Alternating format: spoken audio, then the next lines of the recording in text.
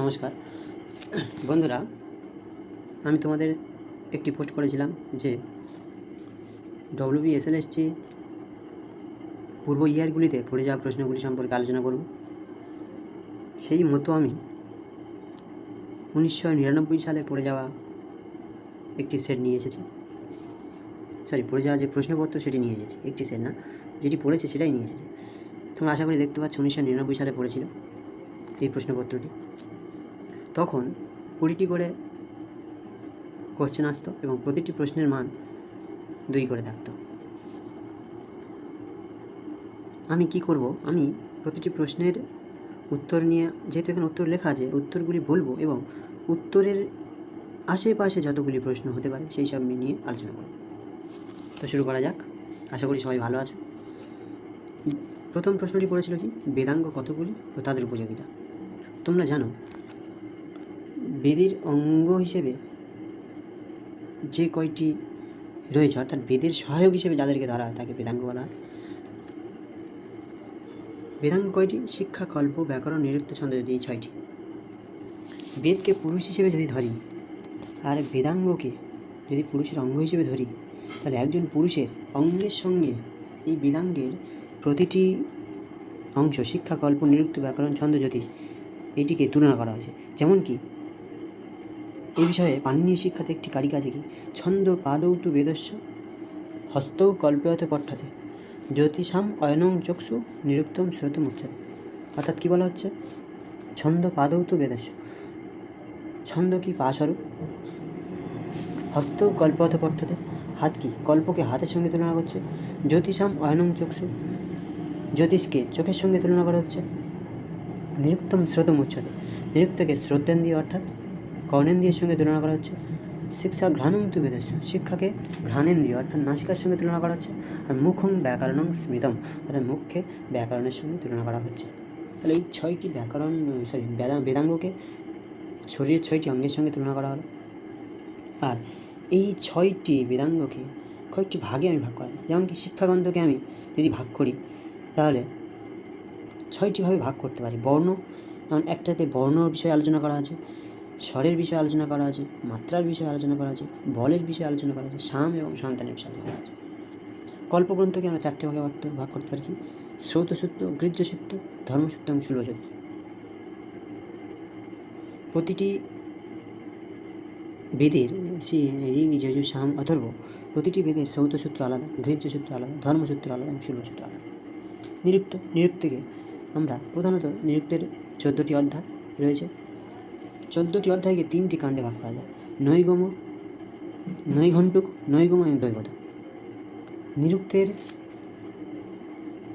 বিশেষত কি, নিরুক্তের শব্দের বিচার সম্পর্কে আলোচনা করা হয়। জানি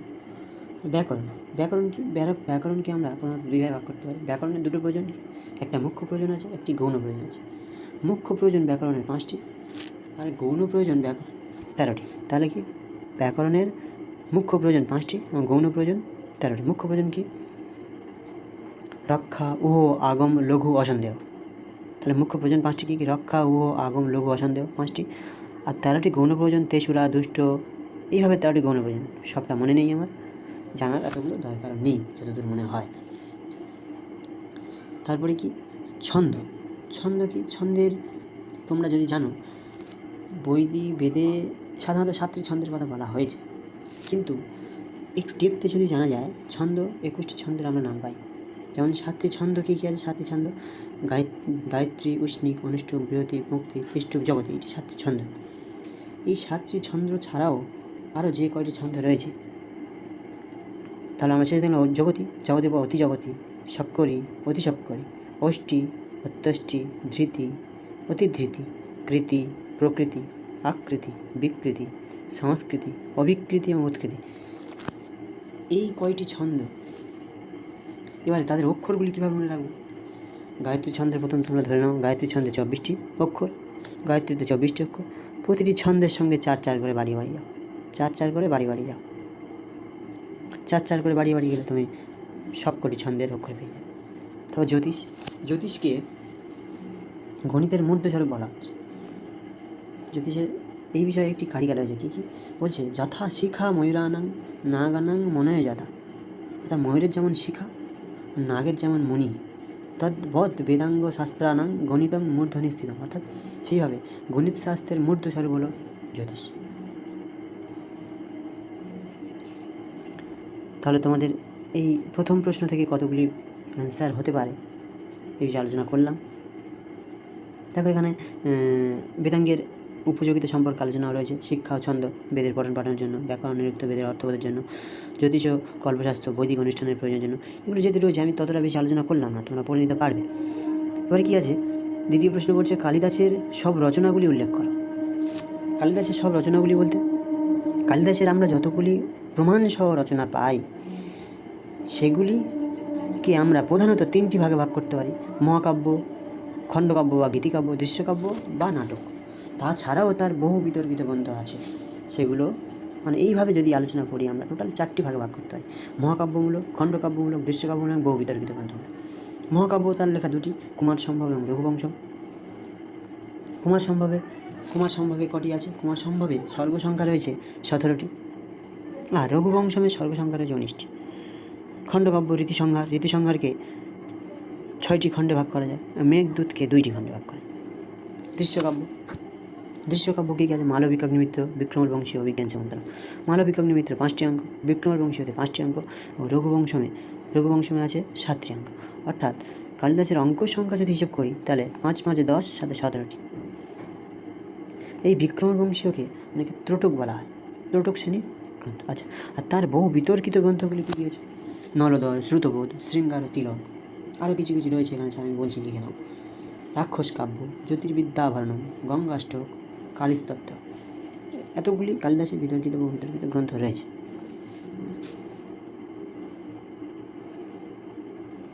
এবারে যদি ভিতর দিয়ে কোনো প্রশ্ন দেয় আরও, যেমন রঘুবংশমের যদি শ্লোক তুলে দেয়, মেঘদূতের যদি শ্লোক তুলে দেয়, এইগুলি বিশেষত নেটের বা অভিজ্ঞান শকুন্তলমের শ্লোকগুলি তখন পড়তো।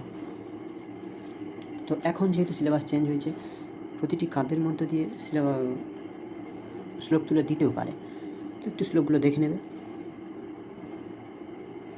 তবে কৌটিল্যের মতানুসারে শিক্ষণের বিভিন্ন শাখার উল্লেখ কর। কৌটিল্য মতানুসারে শিক্ষণের বিভিন্ন শাখাগুলি কী কী?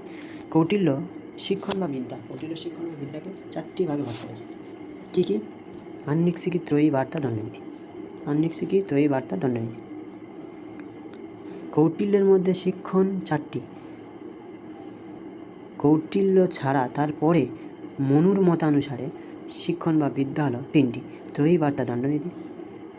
মনুর পরে বৃহস্পতির মতে বিদ্যা হলো 2টি বা শিক্ষণ 2টি, কী কী? বার্তা এবং দণ্ডনীতি। আর ঔশনেশের মতে শিক্ষা বা বিদ্যা হলো 1টি, দণ্ডনীতি।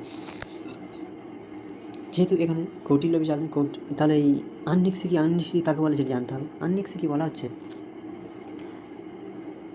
সাংখ্য যোগ লোকায়তন চেত আহ্নিক সিকি। তাহলে আহ্নিক সিকি সম্পর্কে যে একটি শ্লোক পাওয়া যায়, তাহলে কি আহ্নিক সিকি বলা হচ্ছে কি সাংখ্য যোগ লোকায়তন চেত আহ্নিক সিকি। সাংখ্য যোগ লোকায়তন হলো আহ্নিক সিকি। ত্রয়ী ঋক সাম যজুর্বেদ স্তয়স্ত্রয়ী। বার্তা কী? বার্তা কৃষি, পশুপাল্য, বাণিজ্য বার্তা। আর দণ্ডনীতি কী? দণ্ডনীতি হলো আহ্নিক সিকি ত্রয়ী বার্তা নাম যোগক্ষেম ও সাধন দণ্ড। তাহলে কি আহ্নিক সিকি ত্রয়ী বার্তার যোগক্ষেম সাধন হলো দণ্ড। এবার আহ্নিক সিকি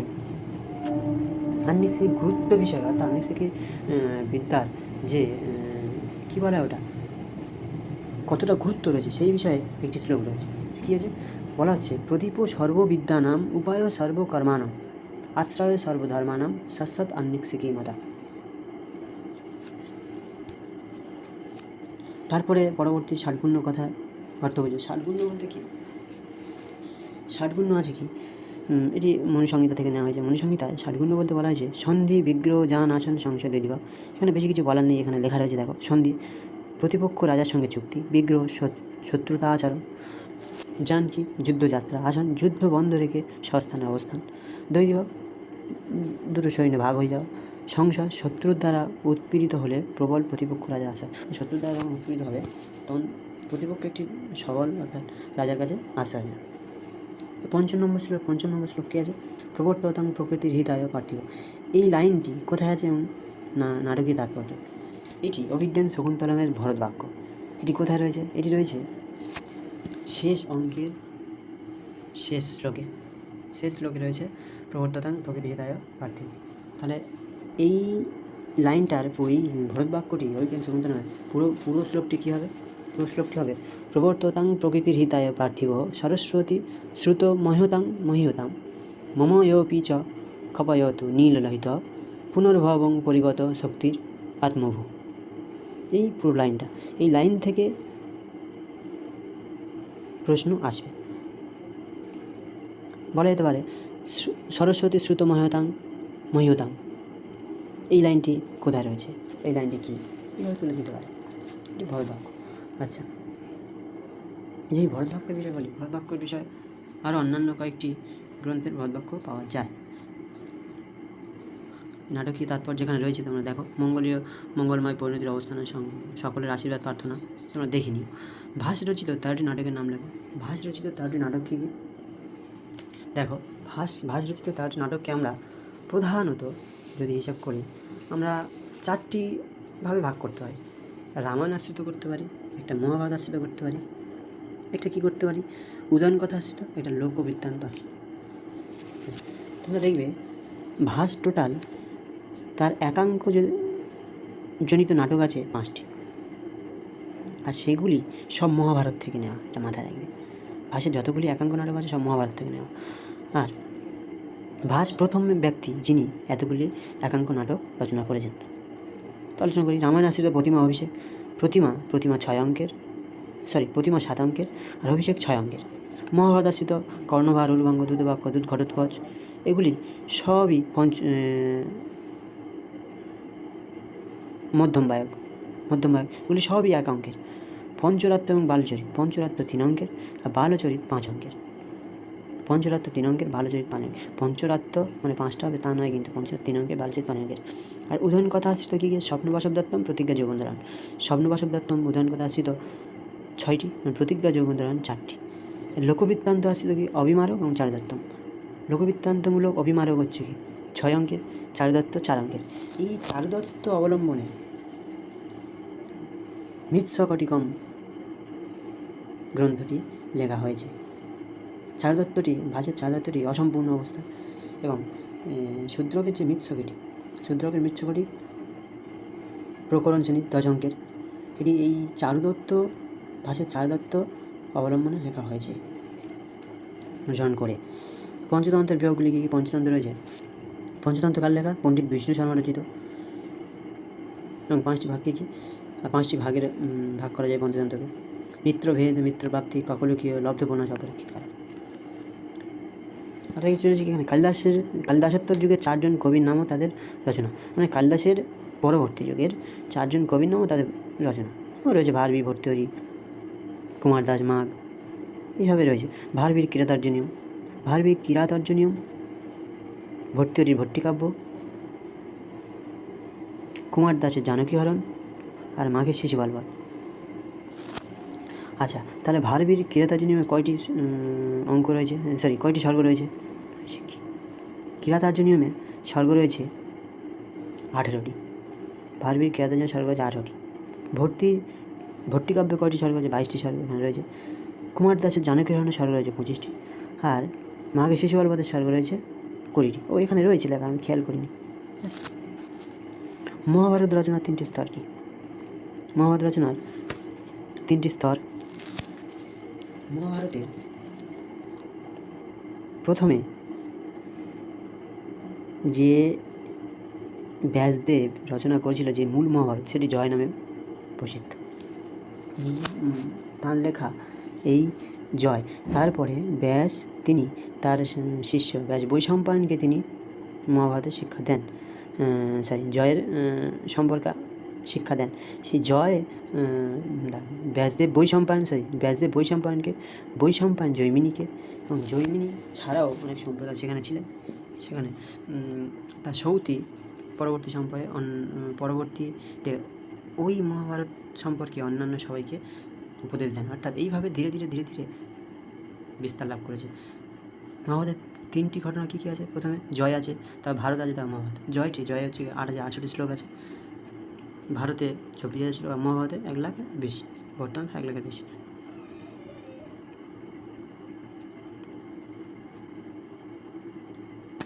জয়ের সম্পর্কে একটি শ্লোক আমরা পাই, মহাভারতের জয় সম্পর্কে একটি শ্লোক পাই। সেই শ্লোকটি আপাতত মনে আসছে না, এলে আমি জানিয়ে দেবো। জয় শ্লোক কী আছে? হ্যাঁ, নারায়ণং নমস্কৃত্য নরং চৈব নরোত্তমম দেবী সরস্বতী ব্যাসং তত জয়ম উদিরায়। এটি জয়ের এই শ্লোকটি মহাভারতের জয়কে মানে যে প্রথম ব্যাসদেব রচিত মহাভারত জয় রয়েছে সেটির মঙ্গলাচরণ সম্পর্কে আলোচনা করা যায়। তাও কাদম্বরী ও হর্ষচরিত কী জাতীয় রচনা? কাদম্বরী গুণার্থের কথা অবলম্বনে কথা জাতীয় রচনা, আর হর্ষচরিত অষ্টমোচ্ছ্বাস আখ্যায়িকা ধর্মী রচনা, এটি পানভট্টের রচনা। সন্ধি বিচ্ছেদ করা, সন্ধি বিচ্ছেদ কী বলছে? রবাবুদিতে, তাই তো? রবাবুদিতে সন্ধি বিচ্ছেদ করলে কী হবে? এটি ইচ্ছয় বায়ব সন্ধি সূত্র অনুসারে হয়েছে। ইচ্ছয় বায়ব কী বলছে? ইচ্ছয় বায়বতে বলা হয়েছে যে একার, ঐকার, ওকার, ঔকার এই বর্ণের পরে যদি অন্য স্বরবর্ণ থাকে তাহলে এ স্থানে অয়, ও স্থানে অব, ওই স্থানে আব আয়, আর ওই স্থানে আব। অর্থাৎ একার স্থানে অয়, ওকার স্থানে অব, ঐকার স্থানে আয়, আর ঔকার স্থানে আব হবে। যেহেতু রবের ঔকার রয়েছে, পরে হস্যৌকার স্বরবর্ণ রয়েছে, তাহলে এখানে আব হয়েছে রবাব যুক্ত দিত রবাবদিত। বিধুরাজতে কী হয়েছে? এখানে বিধুরাজতে একটি বিসর্গ সন্ধি রয়েছে। কি বিসর্গের পরে যদি র থাকে, বিসর্গের সজাত এবং রজাত বিসর্গের পরে যদি র থাকে তাহলে বিসর্গ উঠে গিয়ে রয়ের আগমন হবে, এবং যে তার পূর্বে যে বর্ণ আছে স্বরবর্ণ তার দীর্ঘ হয়ে যাবে, তাহলে বিধুযুক্ত রাজ হতে। এখানে আবার কি বলা হয়েছে? যে রয়ের আগমন হবে সেই রটি লোপ পায়। অর্থাৎ তোমরা মনে রাখো, বিধু রাজ হতে, বিধু শব্দের দীর্ঘ হবে, যে স্বর আছে তার দীর্ঘ হবে, র আগমন ছেড়ে দাও, তাহলে বিধু রাজ হতে, বিধুযুক্ত রাজ হতে, বিধু রাজ হতে, ধয় সুটা ধয় দীর্ঘ হয়ে গেল। সন্ধি রূপটি দেখো, আর সিদ্ধ রূপ বলছে প্রতিদিন শব্দের প্রথম এক বচন পন্থা, তোমরা দেখে নেবে। জাগরি লিড প্রথম পুরুষের বহু বচন জাগ্রতি, দেখে নেবে। তেরোতে আরও কী বলা হচ্ছে? তেরোতে বলা হচ্ছে তাদর্থে চতুর্থীর উদাহরণ দাও, আর করণে ষষ্ঠী না। তাদর্থে চতুর্থী কী আছে? রন্ধনায় স্থলী, তাদর্থে চতুর্থী রন্ধনায় স্থলী। আর করণে ষষ্ঠী কি? অগ্নি কাষ্ঠানান মাতৃপতি। তাদর্থে চতুর্থীটা দেখে নিও, তাদর্থী অনেক ইম্পর্টেন্ট রয়েছে। এবং 14 নং অর্থে ষট প্রকৃতির রীতি, অর্থাৎ নং অর্থে যে নংয়ের যে 6টি অর্থ সেটা এখানে আলোচনা করা আছে। সাদৃশ্য অর্থে, তারপরে আরও কী আছে? অভাব অর্থে, ভিন্নতা অর্থে, অল্পতা অর্থে, অপ্রশস্ত অর্থে এবং বিরোধ অর্থে। এই নংয়ের 6টি অর্থ তোমরা মনে রাখবে একটু। আরও কী বলছে? উদাহরণসহ প্রশংসা অর্থে মতুপ এবং বর্তমানে তপত্যায় মানে আলোচনা করতে বলছে। মতুপের দেখবে তোমরা মান না বান থাকে এসেছে, যেমন এখানে জ্ঞানমস্য অস্তি জ্ঞানবান, ধী অস্তি ধীমান। আর তপত্যায় যোগে সাধারণত কর্তায় ষষ্ঠী হয় এবং কর্মেয় ষষ্ঠী হয়, কর্তায় ষষ্ঠী এবং কর্মেয় ষষ্ঠী হয়। তাহলে তপত্য যোগে দেখো এখানে তোমার আছে, একটু দেখে নিও। তপত্য যোগে কর্তা ষষ্ঠী বিভক্তি, বিদ্যান সর্বেশন পূজিত।